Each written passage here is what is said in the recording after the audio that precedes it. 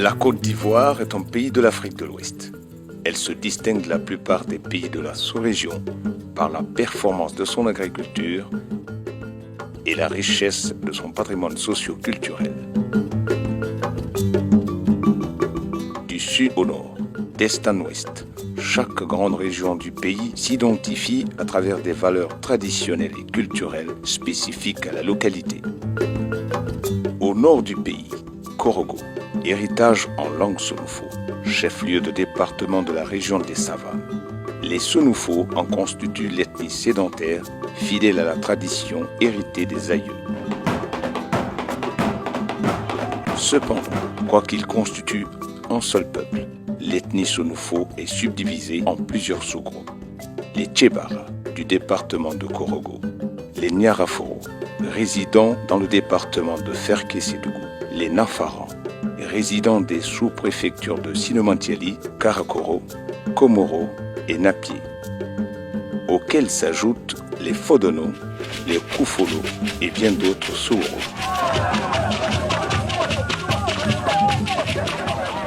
Faisons connaissance d'un de ces sous-groupes.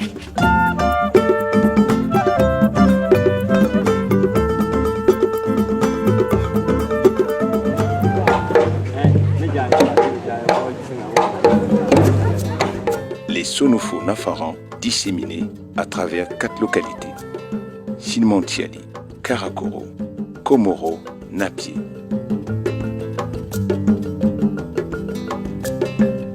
Situé à 14 km de Sinomantiali, avec une population d'environ 2000 âmes, Bawaka est un regroupement de 4 villages Nafara, Nambakaha, Kofono, Kadokaha et Dopikaha. Modèle d'intégration villageoise.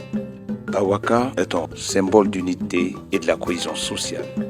Ici, la tradition est préservée, perpétuée et pratiquée avec dévotion.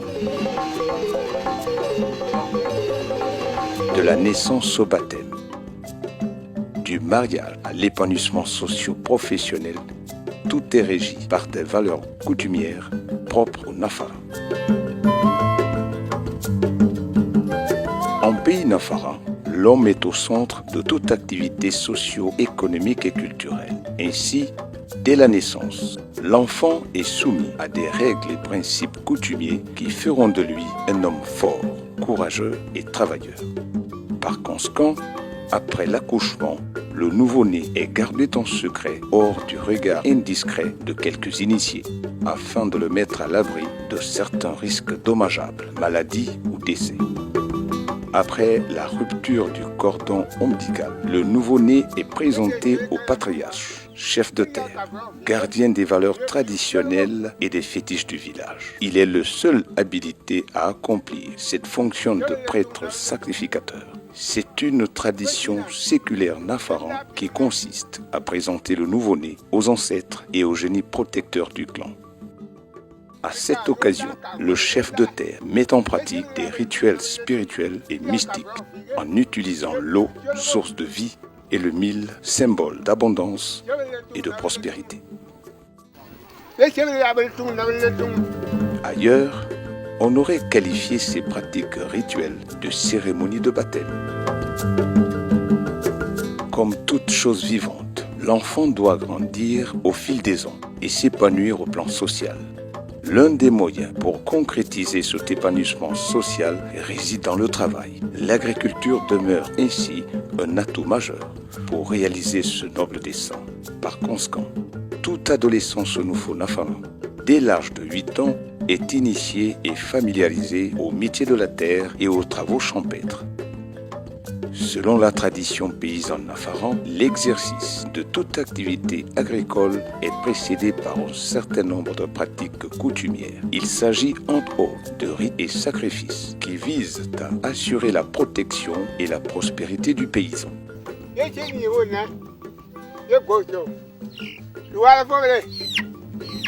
Les bénédictions proférées par le chef de terre ne se limitent pas seulement à la seule personne du paysan, mais elles s'étendent également aux lignées familiales et à toute la communauté villageoise.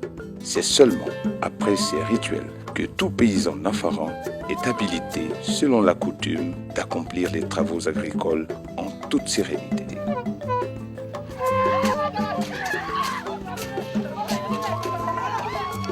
Les Senufo nafarans sont réputés pour leur ardeur au travail de la terre. Ils cultivent ainsi à outrance le riz, le maïs, l'arachide, l'igname. Les nafarans pratiquent également l'arboriculture fruitière, manguiers, oranges, papayers, bananes et bien d'autres arbres fruitiers. Ici, le travail de la terre est un noble métier. En effet, contrairement à certaines traditions où la valeur d'un homme s'évalue en termes de beauté masculine ou de prospérité financière, chez le Senufo nafaran, la valeur ou la beauté d'un garçon réside essentiellement dans le travail de la terre accompli avec efficacité et performance. Inculqué de cette vertu, tout paysan nafaran aspire occuper le premier rang des meilleurs producteurs agricoles de sa génération. Des compétitions agricoles sont souvent initiées à cet effet. Sous l'impulsion des rythmes et chants folkloriques, les compétiteurs sont galvanisés et exhortés à redoubler d'efforts et de persévérance au travail.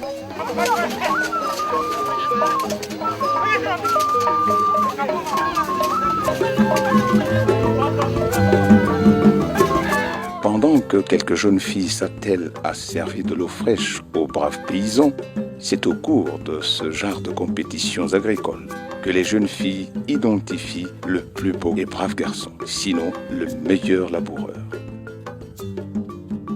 De l'autre côté du village, les femmes vaquent à leurs occupations lucratives, la poterie.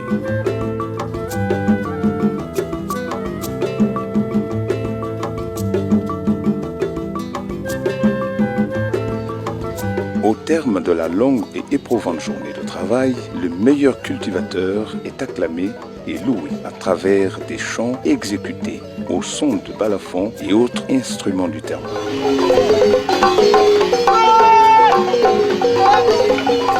Sans rivalité et sans complexe, cette compétition agricole concourt à la promotion paysanne. Elle se pratique en toute fraternité dans un esprit fair-play, où le vaincu se joint au vainqueur, non seulement pour le féliciter, mais aussi se réjouir ensemble. Quant au laboureur paresseux, la journée de compétition agricole n'aura été pour lui qu'une rude épreuve.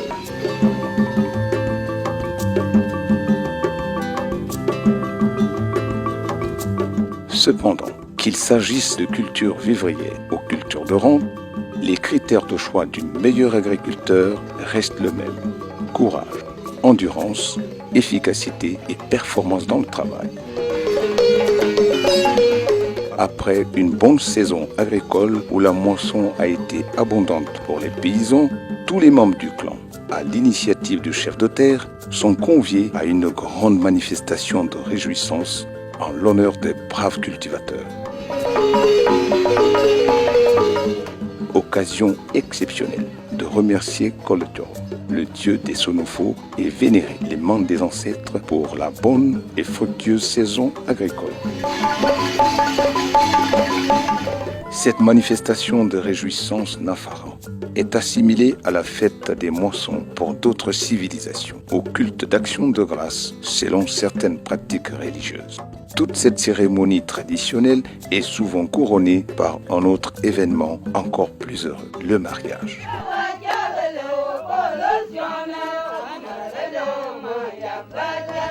C'est une démarche qui commence par la dot. Selon la coutume nafaran, le prétendant intéressé, pour se donner plus de chance, sollicite l'appui d'un parrain honorable. Il revient ainsi à ce notable de prendre contact direct avec les parents de la jeune fille. Pour la circonstance, le parrain se fait accompagner par le jeune qui prendra soin d'amener des écus nuptiaux comprenant un bois et une boîte de tabac. La réception et l'acceptation des présents par les parents de la jeune fille confirment l'accord de principe pour le mariage. Comme la naissance, la mort en pays nafaran est un phénomène naturel, une fatalité ou un triste destin. Elle est considérée à cet égard par le Senufo nafaran comme un repos éternel qui débouche sur une autre vie dans l'au-delà. D'après les croyances Senufo, les morts ne sont pas morts. Ils demeurent des défunts intercesseurs auprès des divinités Senufo. Les chants et danses funéraires exécutés pour la circonstance sont soutenus par deux instruments coutumiers, le balafon et la kora, communément appelés bolon.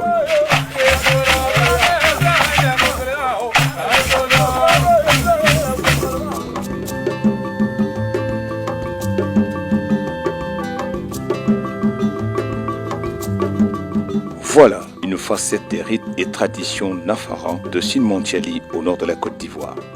Cependant, quoique ces pratiques coutumières présentent quelques traits culturels communs à l'ethnie Senufo dans son ensemble, le destin, sinon l'histoire du sous-groupe Senufo nafaran, occulte un caractère inédit.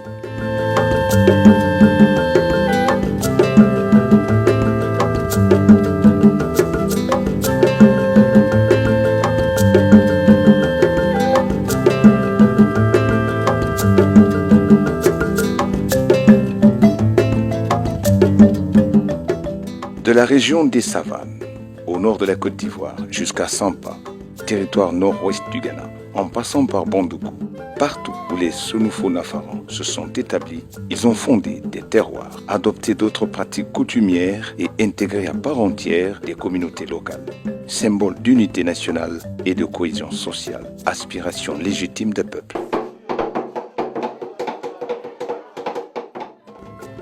Nous sommes allés à la trace de cette diaspora Senufo nafara disséminée à travers la région du Grand Zanzan et au-delà de nos frontières à Sampa, en territoire ghanéen. Chemin faisant, nous avons voulu comprendre la motivation réelle de cette migration massive des Senufo nafarans de la région des Savanes au nord de la Côte d'Ivoire jusqu'à Bondoukou dans le Grand Zanzan et au-delà.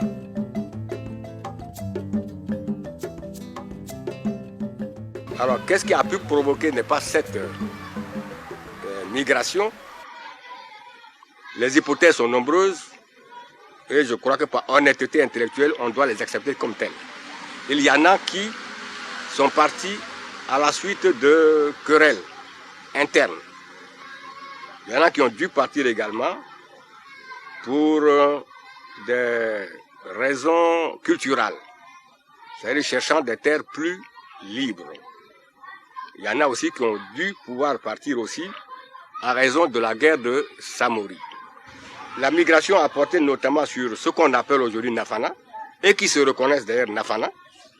Entre la Comoé et le Ghana, c'est là qu'il y a la plus forte population, notamment leur village principal dans la zone Abron est Tambi. Le choix de Bondoukou par les Nafanans comme terre d'asile n'est pas fortuit. En effet, durant les siècles précédant la colonisation française, Bondoukou a été la capitale du pays Zanzan, carrefour de rencontres et d'échanges entre les peuples d'origine et de traditions diverses. Cette interpénétration pacifique des peuples et des cultures s'illustre par des symboles authentiques, notamment la mosquée centenaire de Bondoukou qui marque l'implantation de l'islam et le passage historique de l'Alwami Samori Touré à la fin du XVIIIe siècle. Bondoukou a été créé par un chasseur nafaran. Koutougo signifie en nafaran hutte ou case. Et c'est ce nom Koutougo qui a donné aujourd'hui Bondoukou.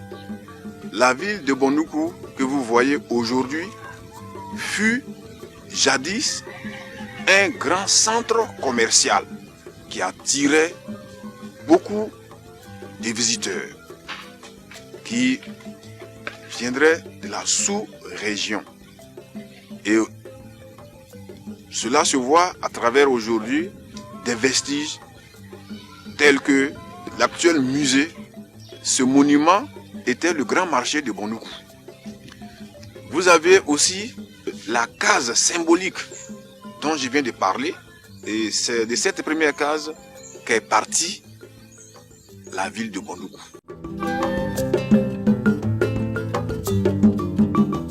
Ce brassage multi-ethnique et culturel harmonieux est le trait caractéristique de la population cosmopolite de Bondoukou, dont les Sunufo Nafana en constituent l'une des communautés investigateurs de cette tradition d'hospitalité et de cohabitation pacifique dans le Grand Zanzan. Dans la sagesse de Sunufo, l'autre n'est pas l'autre. L'autre est un frère. Et ça, c'est clair. L'étranger qui arrive dans la zone du Sénon est forcément accueilli et bien accueilli. N'est bombé et faux pour. C'est-à-dire qu'on doit lui faire le bon igname ce jour-là. Avec bien sûr un poulet. Et le Sunufo ne connaît pas l'exclusion. L'étranger qui arrive est intégré. Au fil des siècles, les Sunufo Nafana ont fondé ici, au nord-est de la Côte d'Ivoire, tout un terroir village, intégré à part entière à l'ensemble du patrimoine foncier et culturel du Grand Zanzan. Ainsi, outre Nafana Katogo, cité Nafana, sise en plein cœur de la ville de Bondoukou, on y dénombre de nos jours plus d'une trentaine de villages Nafana avec une forte colonie de population. Boropongo, Tambi et Soko, le célèbre village des singes sacrés,